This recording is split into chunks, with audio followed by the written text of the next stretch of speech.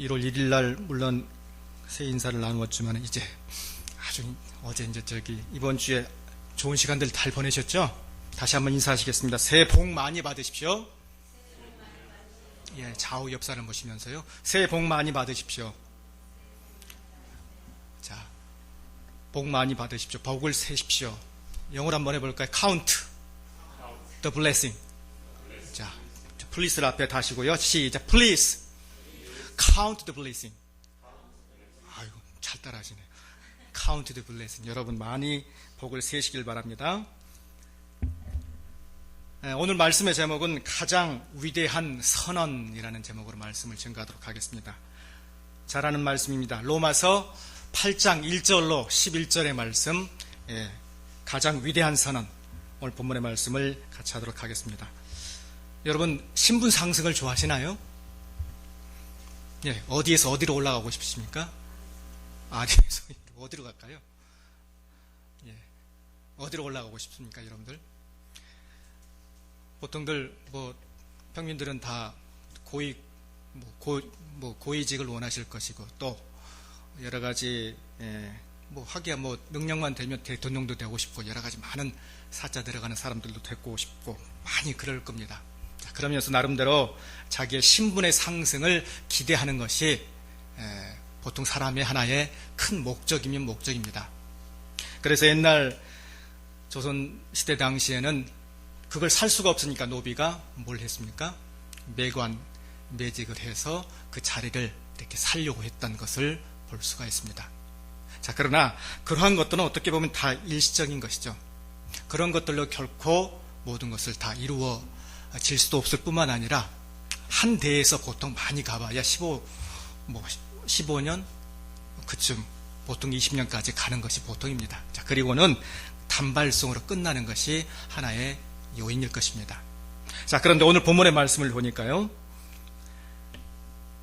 8장 1절에 아주 큰 의미의 말씀을 지금 사도 바울이 얘기를 하고 있습니다. 그게 한번 읽어보겠습니다. 시작. 그러므로 이제 그리스도 예수 안에 있는 자에게는 결코 정죄함이 없나니. 여러분, 정죄가 뭘까요?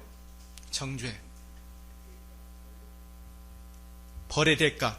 자, 영어로는요, simple nature. 우리에게 뭐가 없습니까? 정죄.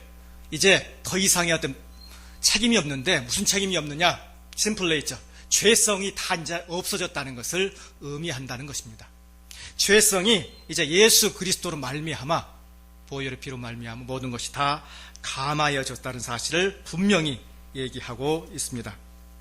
이 종교개혁자인 마틴 루터가 종교 개혁을 1540년경 무렵에 이제 단행을 했습니다. 단행을 했는데 그때 그는 서재에서 열심히 무언가를 이제 준비를 하고 있었습니다. 가득히 종이에 가득 뭘 채우면서 내가 이러한 여러 개혁들을 해야 되겠다.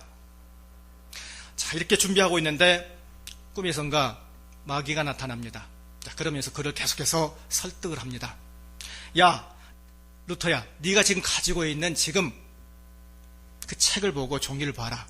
네가 지금 이런 모든 것들을 계획하려고 하지만은, 자, 그러한 것들은 다 어떻게 보면 쓸 필요 없는 것이고, 거기에는 이미 다 네 죄의 목록들이 지금 들어가 있다. 앞을 보고 뒤를 봐도 그것은 결코 이 내용을 가지고 다른 사람들에게 종교개혁을 이렇게 하겠다 설명을 하는 것이 아니라 이미 네 모든 죄의 목록들이 다 들어가 있다. 그걸 갖다가 다른 사람들한테 지금 얘기할 것이냐? 그렇게 얘기를 하면서 종교개혁의 방향을 바꾸려고 합니다. 자, 그러면서 마귀는 루터를 보고 계속해서 비난을 하며 힐난을 합니다. 네가 죄를 짓고 감히 바로 살 수 있겠느냐? 이렇게 힐난을 하는 것입니다. 루터는 꿈에서 마치 이렇게 계속해서 주저주저합니다. 머리를 조아리면서 내가 과연 종교개혁을 해야 될 필요성이 있는가라고 얘기하면서 분명히 나름대로의 그런 확실성이 없어집니다. 자, 그때 그 순간에 부드러운 음성이 들어옵니다. 루터야, 너의 모든 죄는 이미 다 사하여졌다. 하나님의 음성이었습니다. 자, 그 음성을 듣는 순간 그는 정신을 바짝 차리게 되었습니다. 자, 그러면서 그는 이렇게 얘기합니다. 그때 새 힘을 주는 그 말씀의 요지를 펴게 되는데 오늘 본문의 말씀 8장 1절의 말씀을 딱 보게 됩니다. 이제 예수 그리스도 안에서는 결코 정죄함이 없나니 그리스도 안에 있는 자에게는 생명의 성령의 법이 너에게 있느니라. 할렐루야. 자, 그러면서 이 사람, 이 마르틴 루터는 힘을 갖게 되었고 이제 온전히 종교 계획을 방향을 빠르게 추진할 수 있는 기폭제로 삼는 게 오늘 본문의 말씀이었다는 것입니다. 그 이전에 로마서 7장 24절 이하를 보니까요, 이 말이 나오게 된 배경이 있습니다. 오호라 나는 건고한 사람이로다. 이 사망의 몸에서 누가 나를 건져내랴.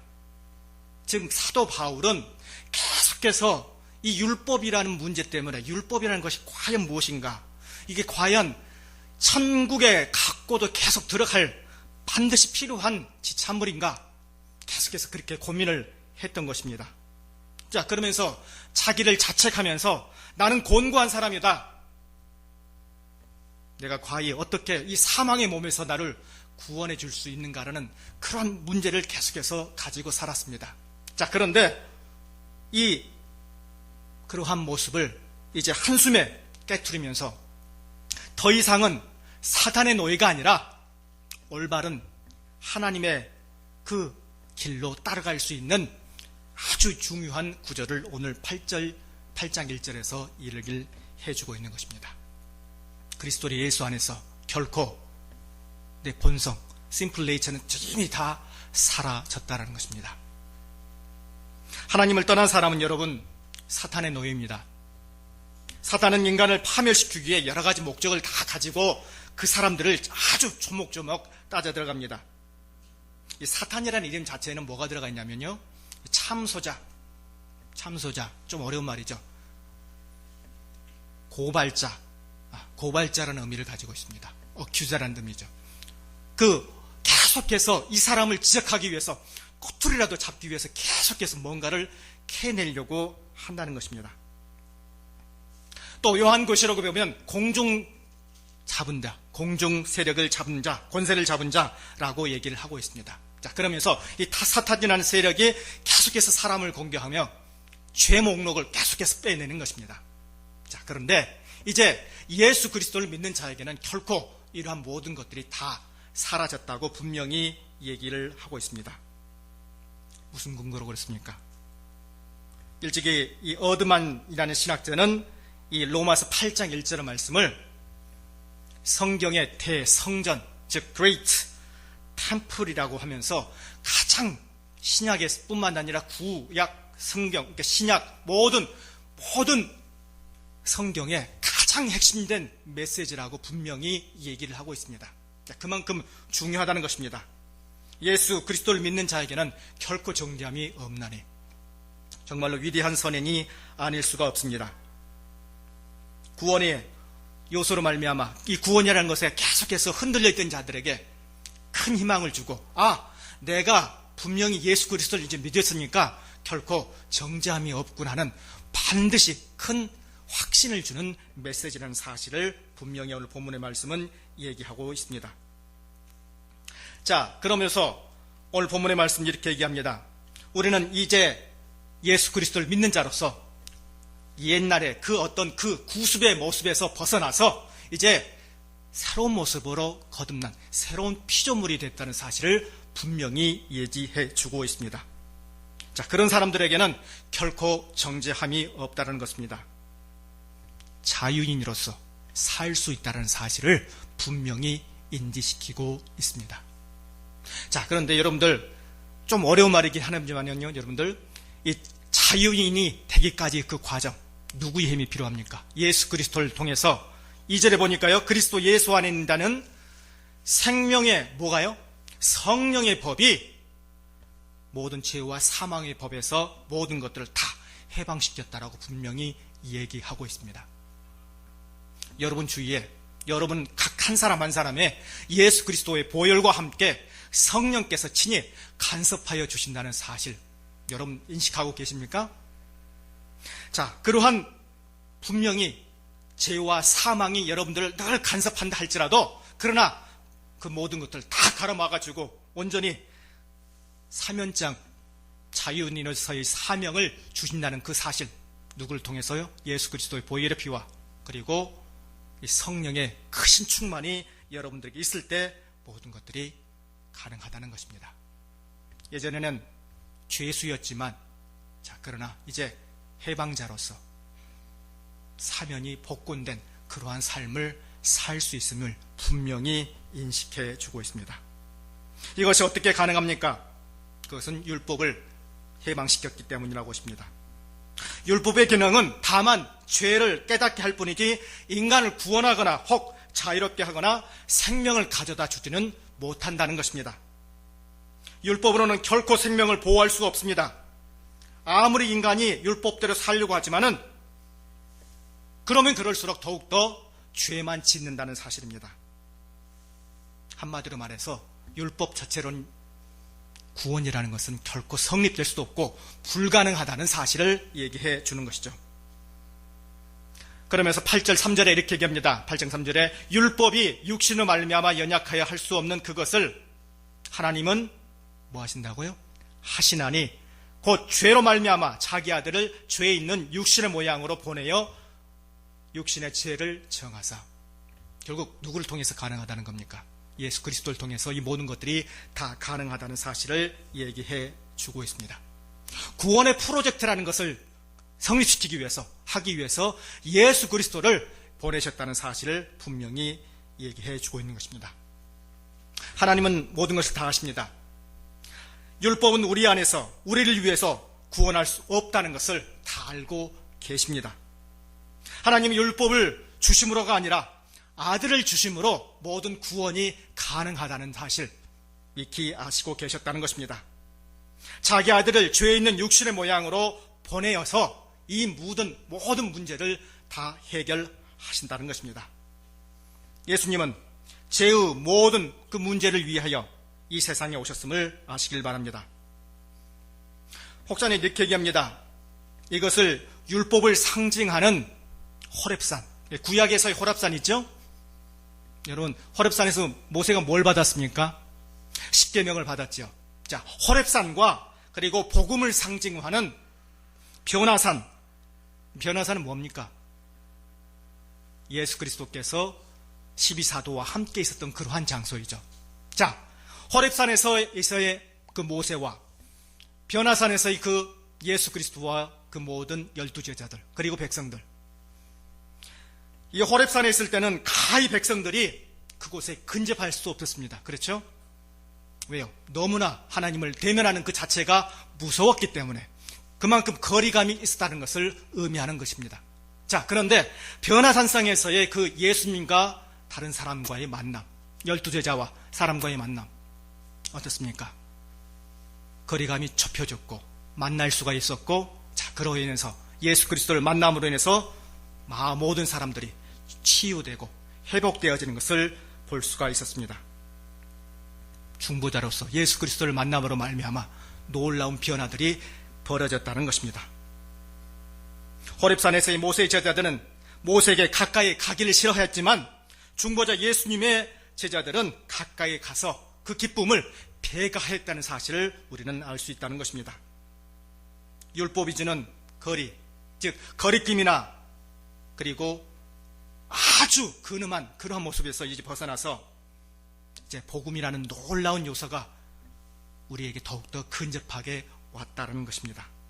자, 그러므로 말미암아 이제 성령께서 우리에게 놀라운 죄와 사망의 법을 딱 물리칠 수 있는 방법을 허락하여 주셨다는 사실을, 자, 그래서 성령을 통해서 그리스도께서 이렇게 말씀하십니다. 그러므로 우리는 영의 사람이다. 그러므로 우리를 영의 사람으로 반드시 인쳐 주셨다는 것입니다.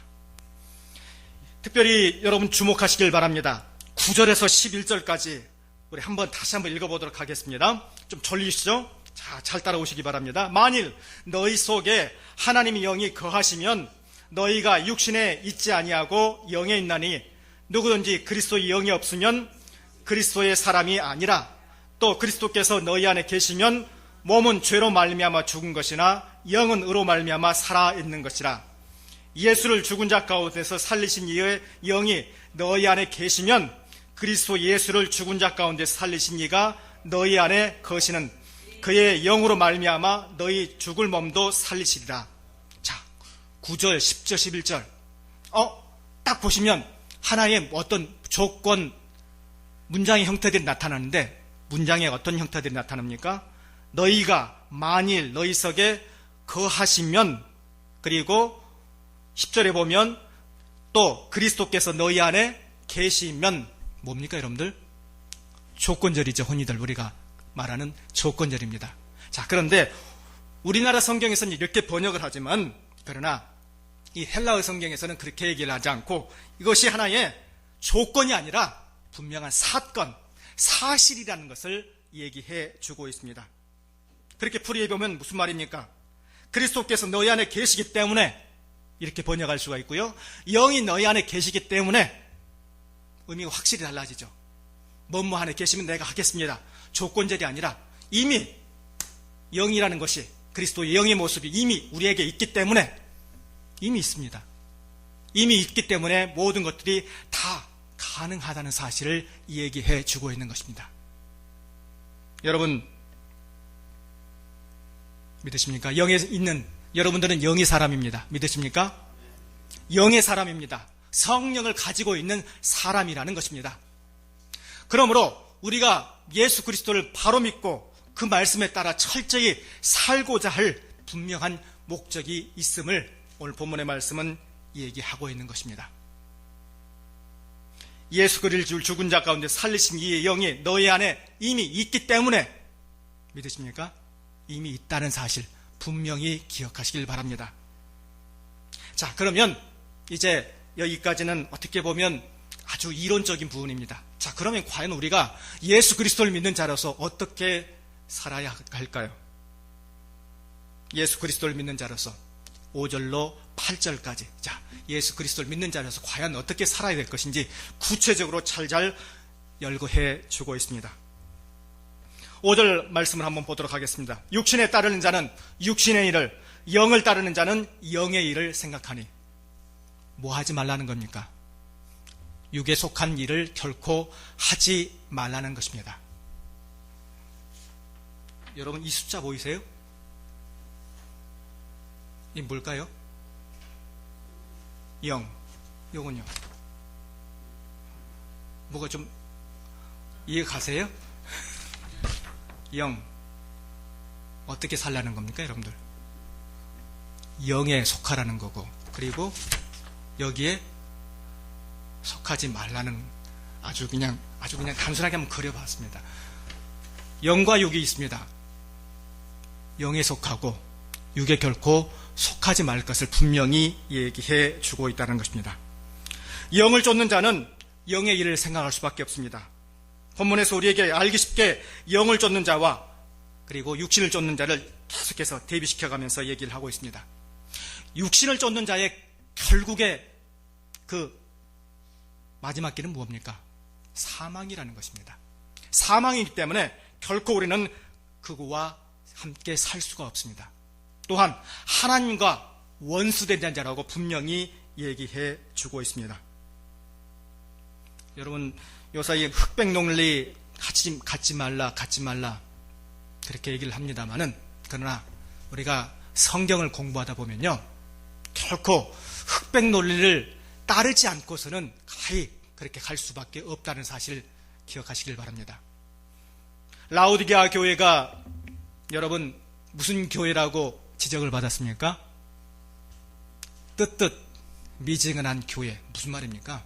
이것도 아니고 저것도 아니고 수레를 탄 듯 우랭을 탄 듯. 자, 그러한 교회로 결코 가지 말아야 된다는 사실을 분명히 얘기해 주고 있는 것입니다. 흑백이 분명히 갈라져야 한다는 것입니다. 영에 속한 자는 반드시 영에 살고 육에 속한 자는 반드시 육에 살아야 한다는 것입니다. 자, 그러므로 여러분의 신앙을 한번 점검해 보시길 바랍니다. 내가 과연 지금 살고는 있는데 예수 그리스도 안에서 영의 사람으로 살고 있는지 혹 육의 사람으로 살고 있는지 한번 여러분의 신앙을 점검해 보시길 바랍니다. 노름 좋아하십니까? 혹여 예수 그리스도 외에 다른 것들을 좋아하진 않습니까? 화투 좋아하는 사람은 화투표면 보면 아주 좋아합니다. 화투표가 총 몇 장입니까, 여러분들? 왜 그렇죠? 화투는 뭘 의미합니까, 여러분들? 일본에서의 12계절을 의미하죠. 그렇죠? 12계절을 의미하고 거기에 등장하는 모든 사람들은 정말로 그 하나의 일본의 문화를 제표하는 거죠. 보면 어떤 한 등장하는 사람이 한 명 나오죠. 누굴까요, 여러분들? 사람 보셨죠? 우산 쓰고, 그쵸? B라고 하고 또 미친 X라고 이렇게 얘기를 하죠. 누구를 의미할까요, 그 사람이? 일본에서 유명한 신사입니다. 신사라는 뭐죠, 여러분들? 신이란 뜻이에요. 가미. 아주 유명한 신입니다. 자, 그걸 보고 이 화투하는 사람들한테 물어보면 그 사람 때문에 이상하게 이렇게 몰입이 된다라고 얘기를 해요. 12계절과 함께 그 신사 12계절을 지키고 있는 사람이 그 신이라는 것입니다. 자, 그러면서 계속해서 화투를 좋아하는 사람은 그 사람을 따라간다고 보통들 얘기합니다. 자, 그런데 여러분들 여담이고요. 화투라는 거, 노름이라는 거, 결국 거기에 빠지게 되면 어떻습니까? 우리의 생명 자체가 결국 온전치 못하는 것입니다. 영의 사람은요, 반드시 영에 거해야 되고, 육의 사람들은 결국 육에 거할 수밖에 없다는 것입니다. 여러분의 신앙 다시 한번 점검해 보면서 내가 과연 영의 사람인지 육의 사람인지 바르게 판단하시길 바랍니다. 그리스도의 영으로서 영원한 생명을 가지고 분명히 살라라는 것을 분명히 얘기하고 있습니다. 자, 그러면서 6절에 이렇게 얘기합니다. 육신의 생각은 사망이요 영의 생각은 무엇과 무엇이라? 생명과 평안이라. 맛보시길 원하십니까? 생명과 평안을 갖추시길 여러분 진절히 원합니다. 자, 그러면서 또 한 가지 우리가 어떻게 살아야 되냐, 11절을 보시면 이렇게 나와 있습니다. 예수를 죽은 자 가운데 살리신 이의 영이 너 안에 거하시면, 그리스도 예수 안에서 죽은 자 가운데서 살리신 이가 너희 안에 거하신 그 영으로 말미암아 너를 죽을 몸도 뭐하라라? 살리시라. 무슨 신앙을 가져라? 부활의 신앙을 반드시 가져야 된다는 사실을 깊이 인지시켜주고 있습니다. 부활의 신앙, 그리스도의 영을 받았으니까 이제 부활의 신앙을 반드시 간직하고 살라는 것 꼭 기억하시길 바랍니다. 그리스도의 영, 성령을 반드시 소유하면서 살라는 것입니다. 여러분 혹 여러분서 깊숙이 류마티스 갖고 있어요? 신경통 있으십니까? 없으십니까? 우리가 신경통, 류마티스라고 그러는데 성령을 뭐라고 그러는지 아십니까? 영어로? 자, 류마톨로지라고 얘기를 합니다. 류마투스는 다 버려버리시고 류말롤지, 즉 성령만을 여러분 마음속 깊이 가지고 사시길 바랍니다. 자기 중심적인 그 사고의 틀에서 벗어나서 온전히 부활의 신앙, 말씀의 신앙, 그리스도의 영을 소유하는 그러한 사실 하나로 사시길 바랍니다. 주님은 여러분을 사랑하십니다. 주님의 자리는 이미 어떻게 보면 영을 버리고 육을 따라가는 사람들 때문에 없어져 있습니다. 자, 그러나 진정한 생명을 갖기를 원하신다면 여러분 오직 영의 가운데 거하시길 바라면서 이제 생명의 법이 오직 그리스도 예수의 말미암아 다시금 우리가 살아났다는, 자, 그래서 우리 마음속 깊이 주의 본성, 정잠이 없다라는 사실을 꼭 기억하시면서 사시기를 이 시간 간절히 부탁드립니다.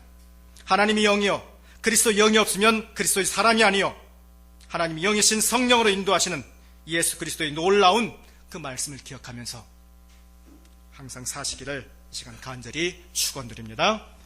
기도하시겠습니다.